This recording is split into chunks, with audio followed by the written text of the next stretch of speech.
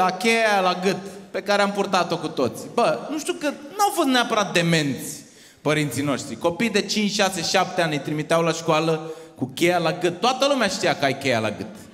Orice hoț venea, băi, unde stai? Dă cheia încoace, ai cheie? Tu o băgasei pe sub cămașă, dar în momentul în care te frecai așa, ieșeau șnururile alea, ce că ești un iepuraș. N-aveai cu... Dar ce să fure? Televizorul trebuia să vină 6 hoți. Ați prins televizoarea... Nu. Cât ăla de greu, dar atâta ecranul. Nu știu cum să vă explic. Cheia aia la gât, să știți că a fost un instrument foarte bun de supraviețuire.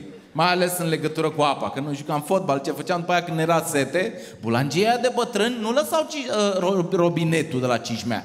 Lăsau numai ștuțul ăla, care era pătrat. Ce făceam? Deschideam șnurul, scoteam cheița, băgam...